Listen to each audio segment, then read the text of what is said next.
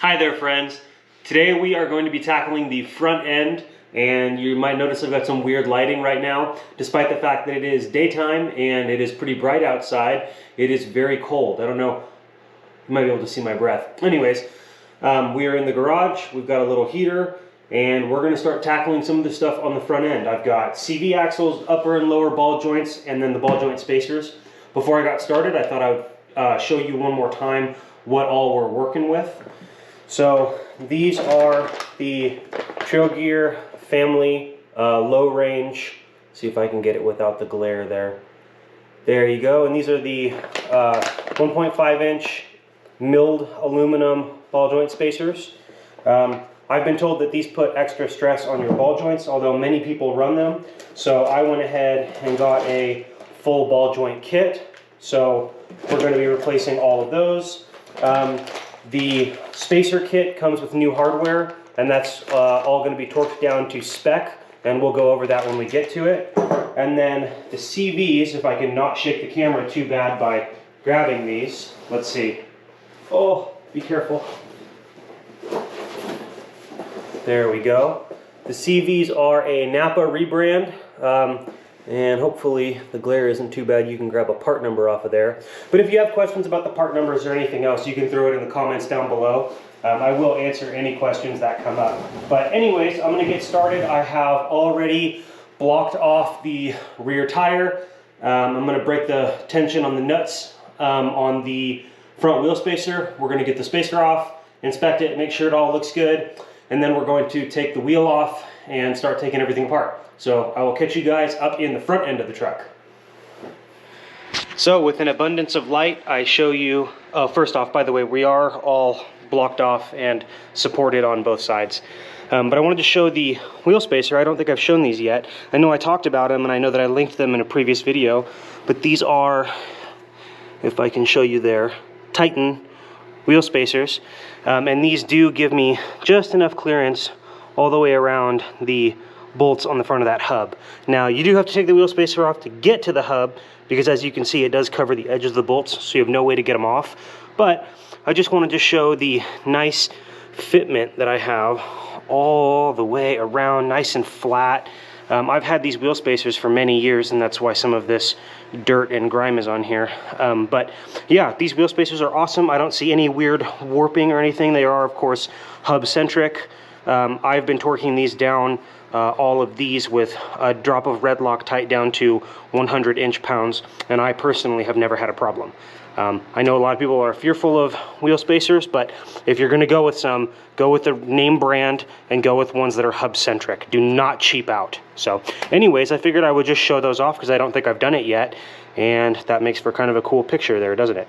So anyways, I'm going to keep taking this apart, get the caliper off, and start addressing some of the concerns that I see in there where there is some wetness. All right, folks, so here's a little bit of an update. I have got the brake caliper moved and out of the way. You remove that with an 18 mil to get these two bolts off the rear of the caliper. And then in order to try and mitigate needing to get an alignment, I have taken the steering off as one component. These are pieces of the bracket that, if it pivots around, go into the back of the caliper, the back of the hub, which is now free, so I can pivot it one way and another. And those bolts, if I can show you, are 19 mil. So go ahead and get those out. They shouldn't be too ridiculously tight.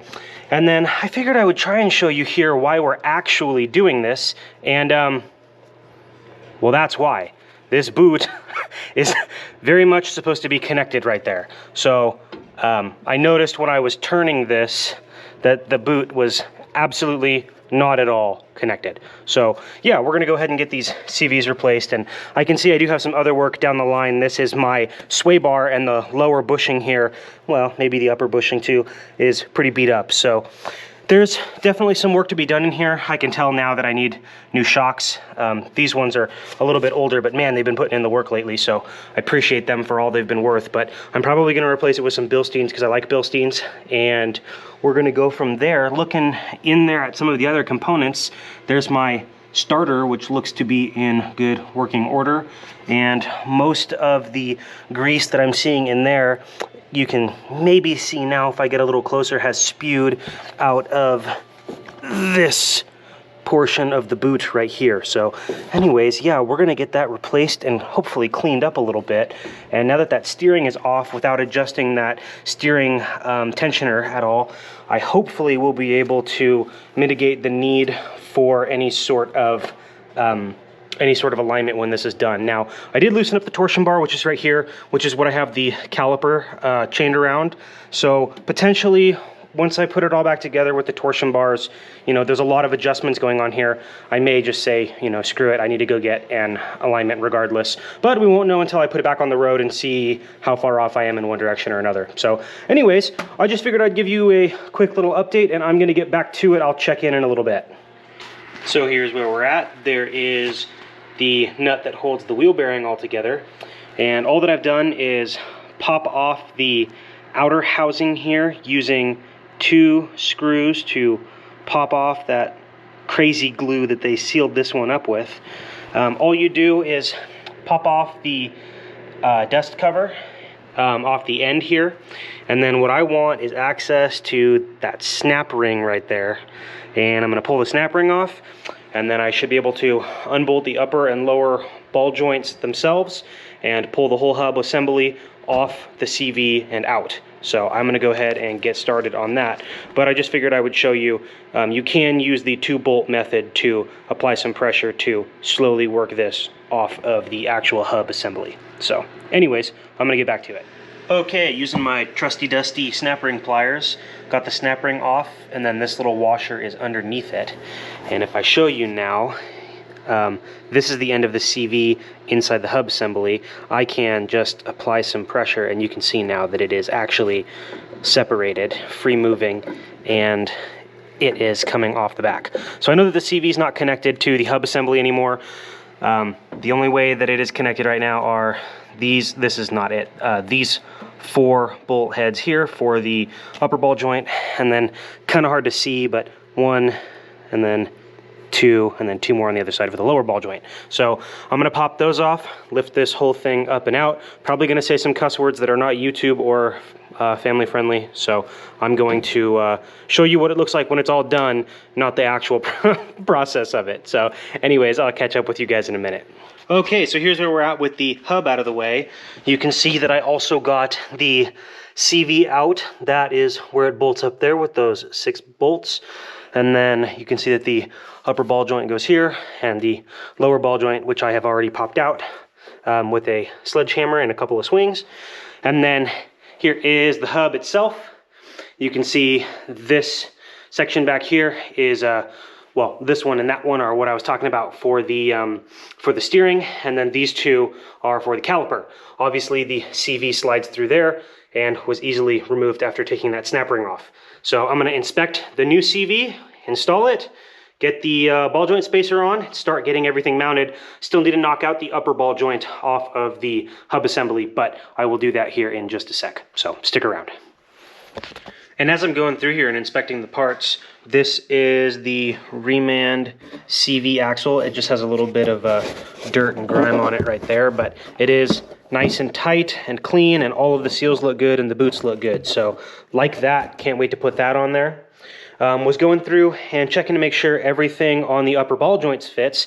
Here is the layout of how the ball joint spacer to the ball joint will look, and this is the correct orientation, not just because the low range logo there is in the upright position, but because that weep hole is down. So that is so if water gets into this top portion into there, then it can weep out. So just so you know, the ball joints that I bought in the kit that I will link below has some studs in it. So all I did is just took a hammer and lightly popped those studs out, and then you will use the provided hardware to get those new ball joints mounted. So anyways, the orientation, it just slides into the holes, and then obviously the room here, the gap there is for it to go back through the upper control arm. So anyways, I just figured I would go ahead and show you that it does have a nice clean layout, and there are some instructions on the Low Range All Pro Trail Gear website, so I will go ahead and jump over to that.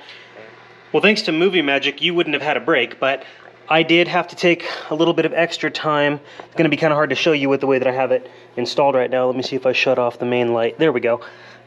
You do have to cut along the back of the ball joint spacer for clearance, but I do have it all set up now, so that way I'm going to install the ball joint back onto the hub, and then I'm going to slide it nice and smoothly under here as per the instructions. And also I'm going to make sure that I get that CV back on before I do any other funny business over here.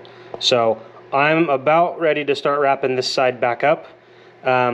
This job can take a while, and they do recommend, because that Zerk fitting is down in there, it's a little bit difficult to get to, so they do recommend pre-greasing all the balls. So I've done that, but it's just good to make note of. And you can see there I do have the LBJ already installed. So we're gonna get back to it. I'm gonna put that CV in, put the hub back on, and we'll go from there. Well, there is everything all put back together, all reassembled. I've got the steering arm back on with the shroud right here that goes around to the brake caliper, which is also back on. I got this torqued all back down. Like I said, I go to 100 inch-pounds. 100 foot-pounds. Geez, 100 inch-pounds would be so dangerous. I've got the ball joint spacer mounted, and these ones are all torque to 20.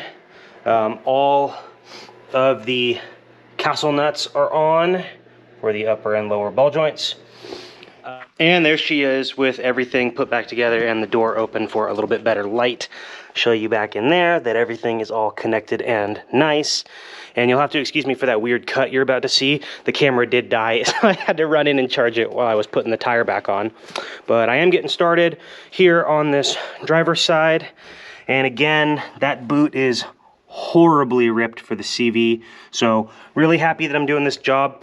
Folks, I'm not going to lie to you. This is a bear of a project. It is a messy one. There's a lot of moving parts. There's a lot of things to forget, and there's a lot of things to torque down. So the biggest thing for me that I found as ease of use is to loosen up, not right here, of course, but back in the cross member, the torsion bars. The looser your torsion bar, the easier this job is going to be. There's a lot going on here, and you just want to make sure that you're safe when you're doing it. And things here are under a lot of stress, and you really don't want to over torque or over tighten anything. So anyways, yeah, this has been a quick and dirty DIY speed run. CVs, ball joint spacers, new ball joints, all of that good stuff. So anyways, I'm gonna get this side going, and then we're gonna get on the road. I still need to paint the sliders, and I've got a couple of other things. You can see I painted the power steering box there. I got a couple of other things I want to just touch up from this truck being in Colorado so long, all the salt on the roads. But brake pads look good. I checked the shoes when I was back dealing with the e-brake and the drums. So anyways, yeah, little truck's coming along. No issues here, and I will see you guys in the comments. Thanks, and I'll catch you guys later.